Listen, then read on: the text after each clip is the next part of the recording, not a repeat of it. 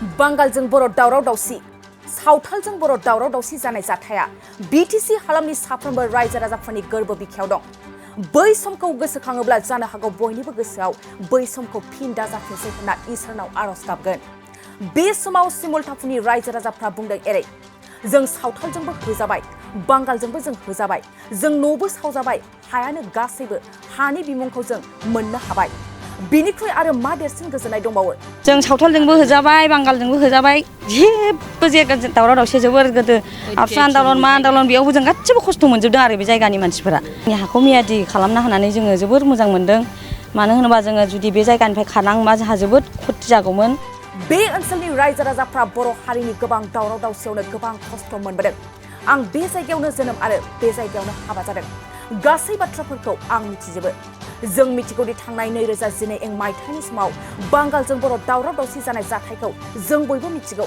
गोबां रोजा रोजा बर' सुबुंफ्रा न' बां सावजाना सेवहांगार जानाय जिउ गोमानांनाय खौरांखौ जों गासैबो गोसोआव दं। बै समनि जाथाया साफ्रोमबो बिटिसिनि रायजो राजाफोरनि गोरबो बिखायाव दं। गोलाव समनि हानि जेंनाजों मोगा मोगि जानांनाय सिमुलटाफुनि रायजो राजाफ्रा दिनै बिटिआर सरकारनि समाव हा मोननायखौ लानानै गोजोननाय फोरमायदों। गसाइगाव श्रीरामपुर सिमुलटाफुनि थागिबि रायजो राजाफ्रा हानि गिदिर बे जेंनाफोरखौ प्रमद बर' दैदेननाय UPPL सरकार आरो बिटिआरनि हा आरो हाग्रा बिफाननि मावफुं सोद्रोमा रनजित बसुमतारिनि गोख्रों नोजोर होनायाव हा मोनफुंनायखौ लानानै साबायखर बावदों थागिबि रायजो राजाफ्रा। मख'जाथावदि बिटिआर सरकारा दिनै हानि जेंनाखौ लानानै गोबां खामानि मावनानै दिनैसिम 1,06,000निबो गोजौआव हानि फोरमान बिलाइ गथायखांबाय।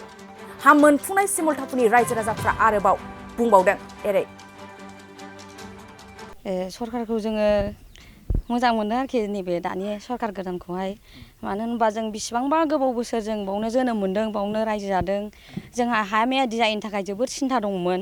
ओमफ्राय जोङो न' बां जोबोद थाखा फैसा गारनानै न'खौबो लुबाय। ओमफ्राय बिनि गेजेराव दावराव दावसिबो जाबाय न'बो सावजाबाय जोङो जोबोद खस्थ'बो संसारखौ सालायलांबाय बे जायगायाव। ओमफ्राय दा सरकारा जोंनि हाखौ मियादि खालामना होनानै जोङो जोबोर मोजां मोनदों। मानो होनोबा जोङो जुदि बे जायगानिफ्राय खारनांबा जोंहा जोबोद खथि जागौमोन। थाखा फैसा ओरैनो जोंना दैयाव थांजोबगौमोन। न' बां लुनाय गासैबो दैयाव थांजोबगौमोन बेनि थाखाय जों जोबोद सिन्था जायोमोन। दा सरकारा जोंनो हाखौ मियादि खालामना होनानै जों बिनि थाखाय गोजोननाय मोनबाय आरो रोजा रोजा साबायखर। बे जायगायावबो जादोंमोन औ बे जायगायावबो जादोंमोन दावराव दावसि जों सावथालजोंबो होजाबाय बांगालजोंबो होजाबाय जेबो जायगा दावराव दावसि जोबोर गोदो आबसु आन्दलन मा आन्दलन बेयावबो जों गासिबो खस्थ' मोनजोबदों आरो बे जायगानि मानसिफोरा। आंथ' बे जायगायावनो जोनोम मोननाय आरो बे जायगायावनो आं हाबाबो जादों। बेनि थाखाय आं गासिबो मोनथिजोबगौ। गासिबो जों बेसेबां बायदि खस्थ' मोनदों जों गासिबो मोनथिजोबगौ आरो। बिनि थाखाय जों गोजोननाय मोनबाय जों बिसोरनो जों साबायखर बावबाय। मानो जों भटखौबो बिसोरनो जों अराय सम होबोबाय थादों। बिसोरजोंनो जों थाफाबाय थाबोखादों। आरो दा जोंनि जायगायाव जुदि बेबायदि खालामना होनायनि थाखाय जोङो जोबोर मोजां मोनबाय आरोखि। आरो बिनिफ्राय जुदि साबसिन खालामबावनो होनो हायोबा जोंनि गामियाव जोबोर गरिब मानसि दङ। न' बां मोनाखै सोरबाबा एकदम गरिबखा आरोखि दासिमबो न'बो गैया।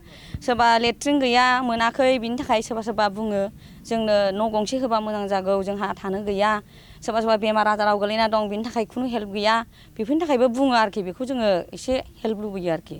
औ दा गोजोन फैनानै जों बयबो मोजां मोनबाय हानि मियादि फाथा जानानै दा अराय सम जोङो मोजां जालांगोन फिसा फिसौआबो जोंना मोजां थालांनो हासिगोन होननानै जों सानोना। जों आगोलाव बिराद टेनसन जायोमोन बिदिनो न' बां लुबाबो दा सिफाय जायोबा जोंहा थाखा फैसा ओरैनो खरसा जायो मायो जों बिदि सानोमोन। दा जोंहा बेफोरबायदि मियादि फाथा जानानै जोंहा गोजोननाय मोनबाय सान्थि जाबाय।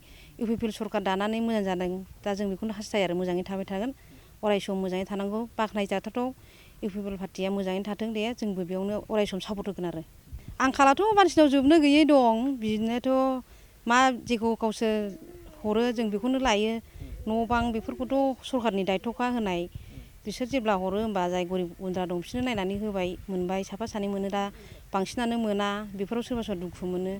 दा मोनबाथ' मोजां बेखौनो हास्थायो बयबो जुदि हरोबा जोंनो सरकारा गासिखौबो सुबिदा हरनांगोन लेट्रिन थेट्रिन बेफोरखौनो बुंनो सानो आरोना जेबो माथो नांबावगौ।